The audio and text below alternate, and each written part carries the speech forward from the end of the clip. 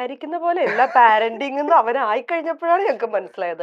പരിപാടിയുണ്ട് ഇതിനകത്ത്. അതുവരെ നേരത്തെ ഉണ്ടായിരുന്നതിനേക്കാൾ അടിപൊളി. എന്തുകൊണ്ട് നേരത്തെ കല്യാണം കഴിച്ചില്ല എന്നായിരുന്നു ആലോചിച്ചത്.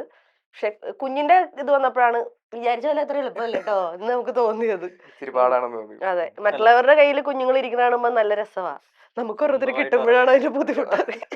ആഫ്റ്റർ മാരേജ് എനിക്കൊരു കമ്പനിയായി. എനിക്ക് പൊതുവെ അങ്ങനെ ആരുടെയും കൂടെ കമ്പനി കൊടുത്ത ആളാണ് ഞാൻ. അപ്പൊ എനിക്ക് പെട്ടെന്ന് ഒരു വലിയൊരു കമ്പനിയായി. ഇയാൾക്കാളുള്ള ഒരു കമ്പനിക്ക് ആളെ കിട്ടി. പിന്നെ ഞങ്ങളുടെ ലോകം ഭയങ്കര രസമായിരുന്നു. ഇപ്പം വെളുപ്പിനെ 2-2:30 ആകുമ്പോഴത്തേക്ക് എഴുന്നേറ്റ് എന്തെങ്കിലും റീലുണ്ടെന്ന് വിചാരിച്ചു, മൂന്നാറ് പോയാലോ, പോവാം, അങ്ങനെ അങ്ങ് ഇറങ്ങും നിങ്ങള്. അല്ലെങ്കിൽ ഇപ്പം എന്ത് തന്നെ ചായ വേണം, വീട്ടിൽ ചായ ഉണ്ടായി, എന്നാലും ഞങ്ങൾ വെറുതെ സ്കൂട്ടറൊക്കെ എടുത്ത് നൈസ പതുക്കെ പുറത്തോട്ടൊക്കെ ഇറങ്ങി ഒരു 2-3 മണിക്കൂറൊക്കെ എടുത്ത് പതി തിരിച്ചു എടുത്തുള്ളൂ. ഇപ്പം മൂന്നാറ് പോയാലോ, നാളെ ഫ്രീ ഉറങ്ങിയാലോ, ആ ഒരു ചിന്ത വരും നമുക്ക്. കാരണം അവന്റെ ടൈം അനുസരിച്ചാണ് നമുക്ക് മാറാം. ഇപ്പം ആളിനിപ്പോ 1.5 വയസ്സായിട്ടേ ഉള്ളൂ.